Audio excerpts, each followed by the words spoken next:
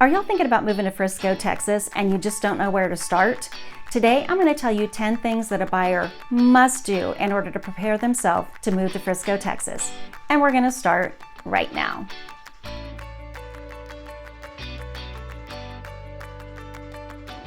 Hey, thanks so much for coming back to my channel. I'm Rabbia, and I'm a realtor in North Texas. I post new videos every single week, so make sure you subscribe and hit that bell so you get notified every single time I post a video. Now let's get started on 10 things that a buyer must do in order to prepare for their move to Frisco, Texas. Let's get started.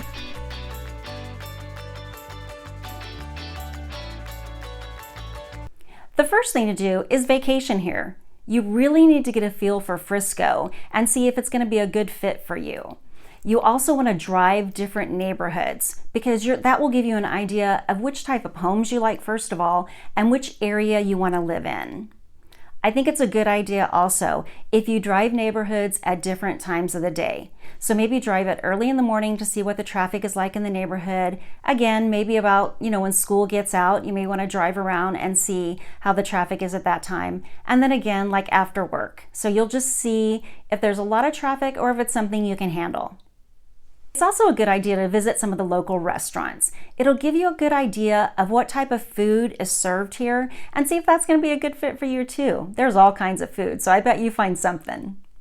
And when you're visiting just local places, just really make sure that this is going to be the right fit for you. I have seen way too many people move across country. They didn't even know anyone, but they wanted to move there because the housing was much more affordable, but then they got there and they did not like it. And then they wanted to move back to where they came from. So you really need to know all about the area and make sure that you're going to enjoy living here. Now the next thing is to check out the weather. The seasons can be very different here. So in the summer, it's going to be hot and humid, so it's going to be warm. You're going to have days that are over 100 degrees, and so it's going to be a little bit miserable to be outside on those days, and you're probably going to want to stay in an air-conditioned building. Typically, Texas has pretty mild winters, but you can, especially in North Texas here, you can get icy days, and you can also get snow. So usually for schools, if it's just snowing, they don't close the schools down. But if it's icy and they think that it's dangerous, then the schools do close down. Even if they anticipate that it's going to be icy the next day, a lot of the school districts will close down. Now, the last couple of winters here have not been so mild. A couple of years ago, we had that big storm that came through around Valentine's Day. And so a lot of people were stuck in their homes during that time. Even had some rolling blackouts during that time for electricity. So we would jump up when the electricity came on, charge our phones or, heat our food real fast, get our coffee going before they cut the electricity off again. Now, in the last couple of years, that hasn't happened again. And when you're going to come here to visit, make sure you check out the weather for that time because you want to make sure that whatever you're packing in your suitcase is going to be appropriate for the weather that's going to be here in Texas while you're here visiting.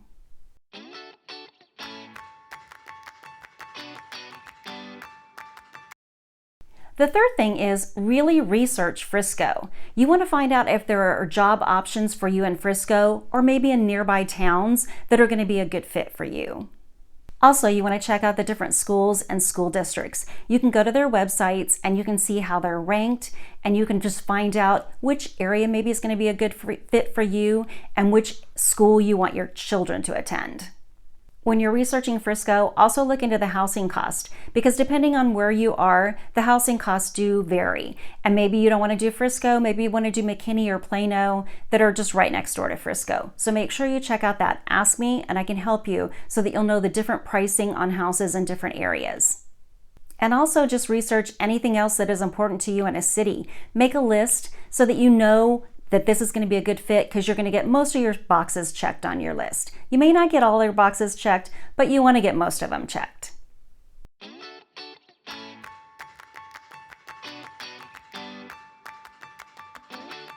The next thing is have a moving checklist. This is really important in my opinion. If you get a moving binder, just like a little 3-ring binder, you can keep anything related to your move in there. That way when you're looking for paperwork, you can just go to that binder and pull out whatever paperwork you need to get to at that moment. Also decide whether you're going to have a moving company or you're going to do it yourself. That's really important to plan ahead for that and decide which is going to be the best for you. Don't forget to get your mail forwarded so all your mail from your old home will come to your new home. Also, think about all of your utilities. You want to schedule your gas, your water, your electric, cable, and internet. Don't forget about that. Get all that turned off at your old home, and then you need to think about scheduling that for if you're going to move here to Frisco.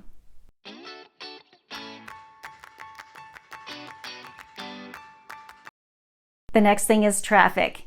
Get ready because there is definitely traffic in Frisco and even in all the cities around. You've got the toll, or as somebody told me the other day, they said, no, it's called the tollway.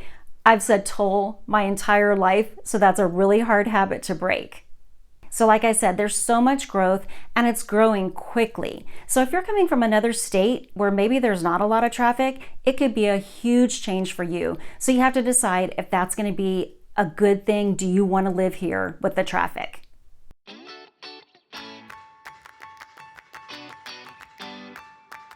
And the next thing is packing. Start early. I promise you will be so happy that you didn't wait to the last second and you started preparing early and did your packing. Make sure you label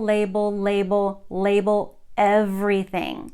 When you're moving from wherever you live now to Frisco, it's going to make it so much easier when you get here to know what everything is in every box because you've got it all labeled.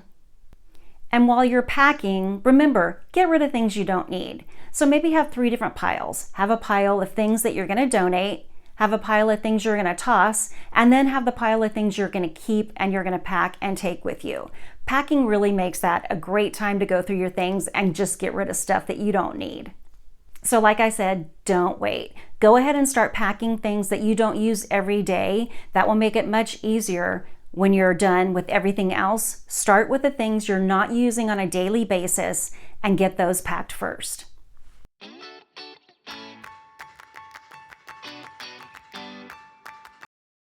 The next thing you want to do is just connect with the community. Go on Facebook and Instagram and LinkedIn and start joining groups that are based out of Frisco and the surrounding areas. That's going to start to give you a good feel for Frisco and see if that's a good fit for you. Make sure you ask a lot of questions about Frisco. You're going to get a lot of different opinions. So make sure you ask a lot of people and see how they like Frisco and maybe how long they've lived here and where they moved from before and if they enjoy it more than where they lived before. And in connecting with the community, maybe you want to volunteer. So there's a lot of places you can volunteer in Frisco, so you can start checking that out ahead of time too. And then if you have kids that are still in school, it's going to be really important for you to check out the different schools and the different school districts so you can decide which area that you want to live in.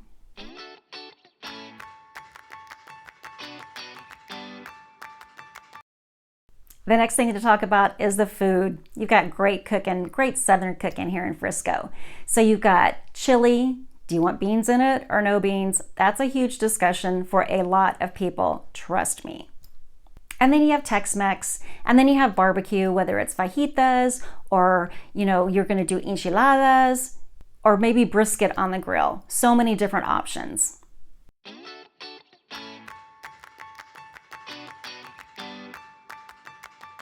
And the next thing to do when you're preparing to move to Frisco is to look into childcare. So if you still have little ones at home, you need to start looking at childcare well ahead of time so that you can make sure you can get a place for your child. So you want to start looking at daycares and then home daycares and see which is going to be the best for you.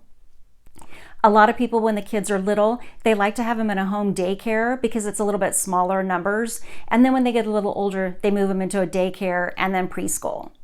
And daycare is really, really important because it's good for the kids to get the socialization skills that they're going to need when they start school. So it's good to get started early on that.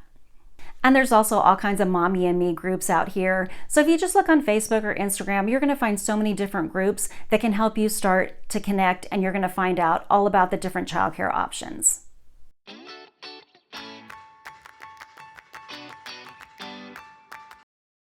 And the next thing you want to do is hire a realtor. That's me. So reach out to me. I can help you find a home for you that's going to be the perfect fit for you in the perfect neighborhood for you. So reach out to me so that I can help you get started on your next move to Frisco. Thanks so much for watching my video, and if you haven't done it yet, please do me a favor, hit that subscribe button and hit that bell. You get notified every single time I post a new video. Remember, I do it every single week. See you next time.